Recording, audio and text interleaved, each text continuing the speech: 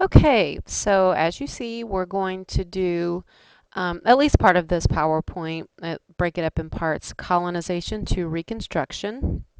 And a lot of this should have been studied in 8th grade. So hopefully you all know about the land bridge, who peopled North America, really all the way down to South America.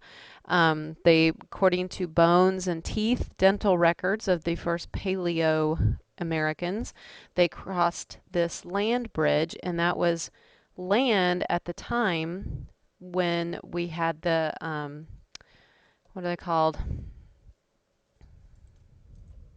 When we had the glaciers. So the glaciers sucked up the water and then more land was exposed. This is all, your physical geography, science kind of stuff. And so this was the land bridge. Today it's called the Bering Strait, and as you all know, a strait is water between a path right there.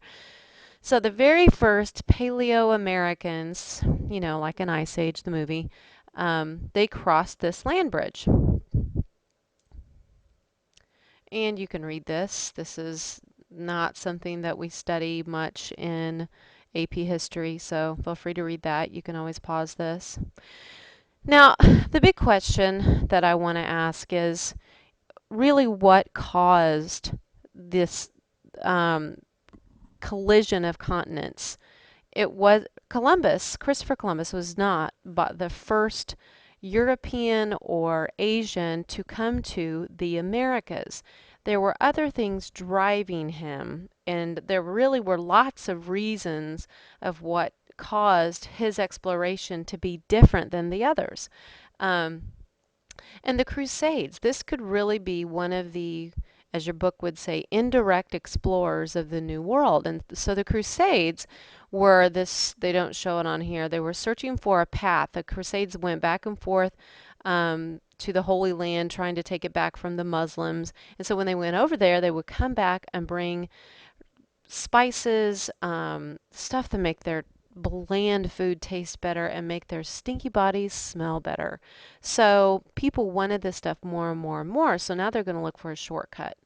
So, if the Greenland is named that, Vikings settled there for a little while, but there were big reasons of why that didn't last. And so at the time of the Columbus exploration, not the first, just the one that lasted, there were all of these things that come together. You can read this, and we'll go over some of those. So the earlier ones didn't last. Um, so like it says here, many of the desires for exploration had already existed for centuries, so what changed? First of all, the fact technology, and we don't, technology isn't always bells and whistles. A compass, globe, rudder on a ship, new techniques in shipbuilding, all of these things that you see right here. Marco Polo, we don't necessarily know if it's true. We know that it's a great game to play in the pool. Why do we play Marco Polo in the pool? Because of him, I guess, trying to figure out where he is, kind of like where's Waldo. Anyway, so we don't really know if it's true, but it didn't matter if it was true. Everybody was into the stories, and so they wanted adventure. So technology is one of the big reasons. There are many explorers. I'm not going over those now. Um, I believe this up here shows different countries and who went where, that kind of thing, and you can follow all of that if you want. It's pretty old. Um, okay, Christopher Columbus, Italian navigator, got the King and Queen of Spain to fund his expedition. Um, the Portuguese had already kind of done, so they'd already gone around the tip of Africa, and that, kind of set the stage in motion for someone like him saying, hey, if we just head, let me find another map, if we head this way, then we will get to Asia because, you've seen the Bugs Bunny, the world is round and not flat. So, of course, what they didn't know was all of this was in the way. So King Ferdinand and Queen Isabella of Spain, this is one of the reasons that fueled exploration was the unification of Spain. You might want to write that down. And so one thing that's going to fuel exploration in all of these European countries is they become bigger nation states. They're not just little kind of bands of groups of kingdoms and fiefdoms and all that stuff. So they want to gain wealth. They want to compete with each other. So that's another technology, nation states, that kind of thing. So again, say it with me. Columbus wasn't the first. He was just the first to last. Yeah, I just made that up right there on the spot. Okay, hopefully a lot of this stuff is stuff you recall. The New World. I may say that more because it's just easier. Probably in the Bahamas. He had 4 trips. You can look all that stuff up. We are not called United States of Colombia because he didn't know it was new. He died not knowing it was new. Isn't that sad? I think that's really sad. He died penniless and kind of made fun of, that kind of thing. So, anyway, let's see.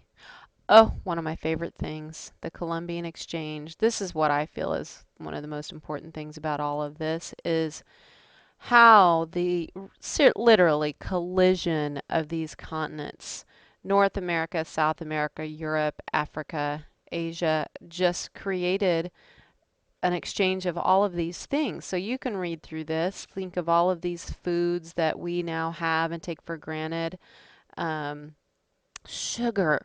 I always say sugar had to, I mean, people enslaved Africans over this thing right here. You know that they had to just love it because their food was so awful. So they, the sugar islands, if you can see right down here in the Caribbean, ask me about a book about that. That'll keep you awake at night.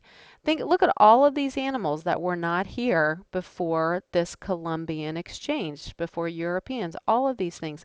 Horses make the plains Indians, cowboys and Indians. You see the movies. All of these things completely changed our landscape. Hopefully, you all know this, smallpox, all of these, influenza, measles, common cold, all these viruses that had really just completely, after 10,000 years, completely left the Americas with these after crossing the land bridge. They had no immunity to these. And so they say they wiped out 90% of the native population of North and South America. I mean, they just wipe